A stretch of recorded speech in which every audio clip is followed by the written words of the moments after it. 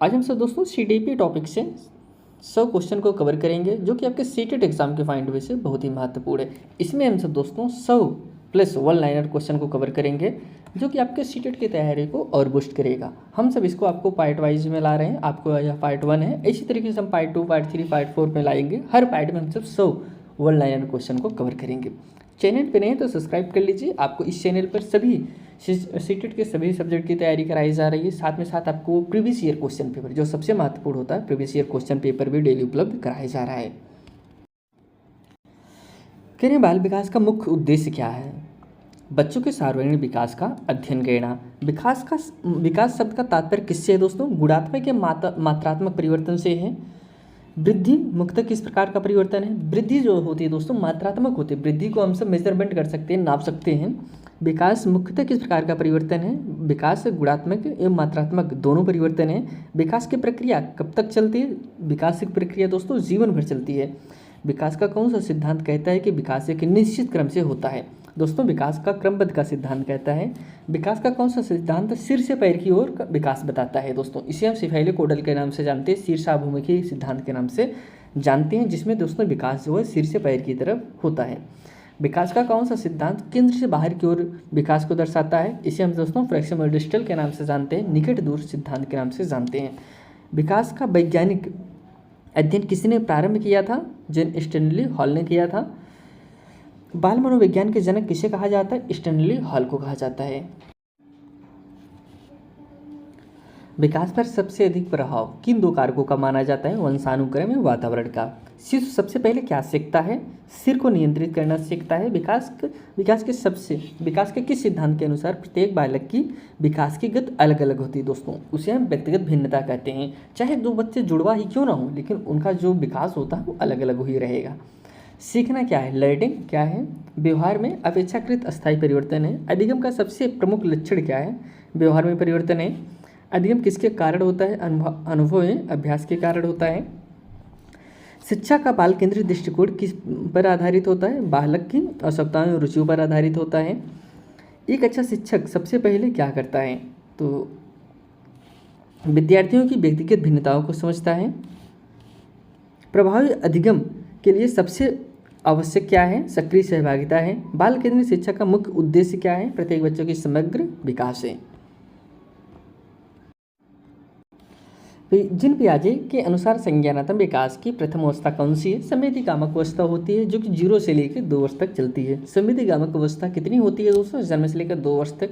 वस्त स्थापित की अवधारणा किसने दिया था? पियाजे ने दिया था। पूर्व संक्रियात्मक अवस्था की आयु कितनी होती है? 2 से लेकर 7 वर्ष तक के।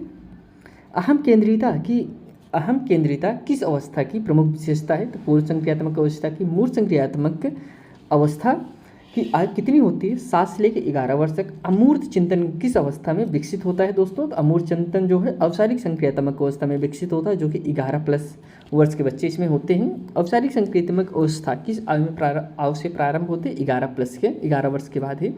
सामाजिक सांस्कृतिक सिद्धांत किसने दिया था? वाइगोत्स्की ने दिया था। जहाँ पे भी दोस्तों जेडपीटी की बात आए, स्कोफेल्डिंग की बात आए, फाड़ देने की बात आए, यम के ओ की बात आए, समाज की बात आए, संस्कृत की बात आए, वह सब आपके वाइगोत्स्की से ही संबंधित हैं। अगला है जेडपीटी की अवधारणा किसने दिया था? वाइगोत्स्की ने दिया था।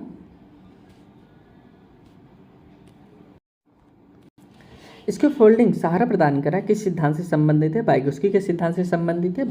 बालक सबसे अच्छा कब सीखता है? जब उसे उपयुक्त मार्गदर्शन या सहयोग मिलता है। नैतिक विकास के सिद्धांत किसने दिया था? कोहलबर्ग ने दिया था। कोहलबर्ग के अनुसार नैतिक विकास की कुल कितनी अवस्थाएं होती हैं? इन्होंने 6 अवस्थाएं बताई थी। 3 प्रमुख अवस्थाएं थी और 6 इनके उप अवस्थाएं थी। कोहलबर्ग ने नैतिक विकास के कितने स्तरों में विभाजित किया था? 3 स्तर थे, 6 अवस्थाएं थी। वह बुद्धि का सिद्धांत किसने दिया था? गार्डनर ने दिया था। गार्डनर ने बताया कि दोस्तों जो मानव में बुद्धि होती है अलग अलग प्रकार की होती है। गार्डनर के अनुसार भाषाई बुद्धि किससे संबंधित है? भाषा के प्रभावी प्रयोग से संबंधित है। तार्किक गणितीय बुद्धि किससे संबंधित है? तर्क एवं गणितीय क्षमता से संबंधित है। अंतर्वैयक्तिक बुद्धि किससे संबंधित होती है? ये दोस्तों दूसरे के समझने और उनके साथ प्रभावी व्यवहार को करने की क्षमता को प्रदर्शित करता है। देखिए, एक होता है देखिए ये महत्वपूर्ण है, दोनों टॉपिक महत्वपूर्ण है। इंटरपर्सनल इंट्रापर्सनल दोनों की बात किया गया है। इंटरपर्सनल मतलब होता है जब हम दूसरी के भावों विचारों को समझे तो वह इंटरपर्सनल। इंटरपर्सनल नेताओं से समझिए कि यार किसमें बुद्धि होती है, नेताओं में होती है। और इंट्रापर्सनल जो होती है वो दोस्तों साधु संतों में होती है। आगे बढ़ते हैं। अधिगम का प्रयत्न है भूल। ट्रायल एंड एरर सिद्धांत किसने दिया था? थॉर्नडाइक ने दिया था। थॉर्नडाइक के अनुसार अधिगम सबसे प्रमुख नियम कौन सा है? प्रभाव का नियम। अभ्यास का नियम किससे संबंधित है? थॉर्नडाइक से। शास्त्रीय अनुबंधन का सिद्धांत किसने दिया था? पावलोव ने दिया था, जिन्होंने अपना प्रयोग कुत्ते पे किया था।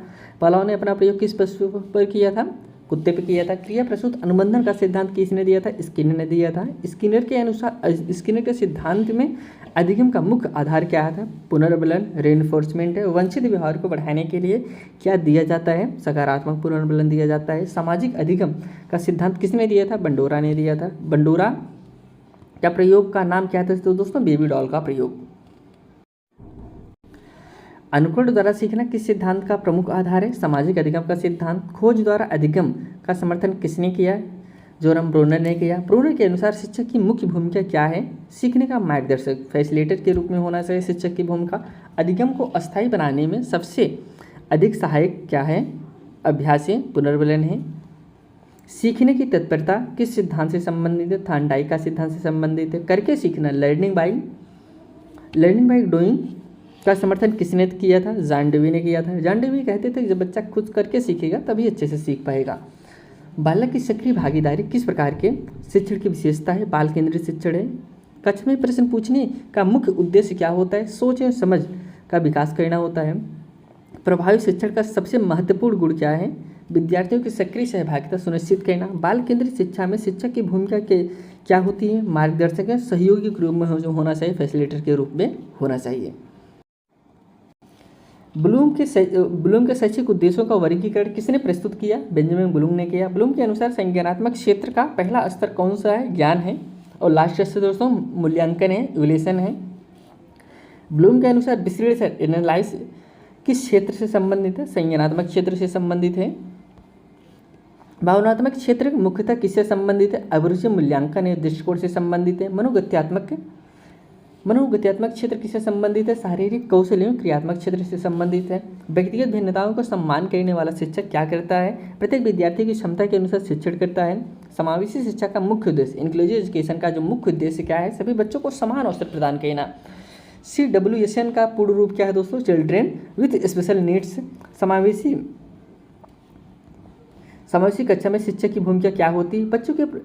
सभी बच्चों के लिए अनुकूल वातावरण तैयार करना। प्रतिभाशाली गिफ्टेड बच्चों के लिए उपयुक्त शिक्षण क्या है? तो समृद्ध एवं चुनौतीपूर्ण गतिविधियों। अधिगम क्षमता का संबंध किससे? सीखने में कठिनाई से। डिसलेक्सिया से किससे संबंधित विकार है? पढ़ने में कठिनाई से। डिस्ग्राफिया किससे संबंधित है? लिखने में कठिनाई से। कैलकुलिया से अस्पष्ट गणित ही हो रहा था कि यह गणित सीखने में से कठिनाई। सतत एवं व्यापक मूल्यांकन, CCE का मुख्य उद्देश्य क्या है? निरंतर समग्र मूल्यांकन करना। प्रारूपिक मूल्यांकन कब किया जाता है? शिक्षण की प्रक्रिया के दौरान किया जाता है।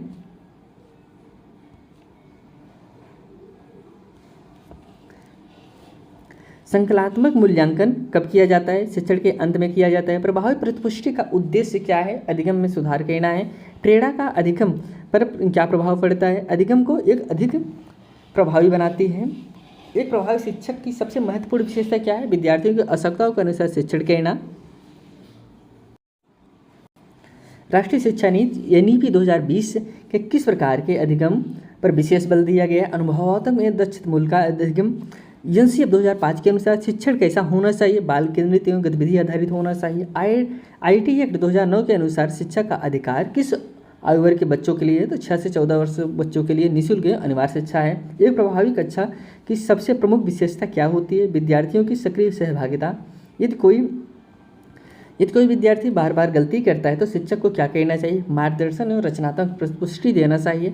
कक्षा में प्रश्न पूछने का मुख्य उद्देश्य क्या है? चिंतन एवं समझ का विकास करना है।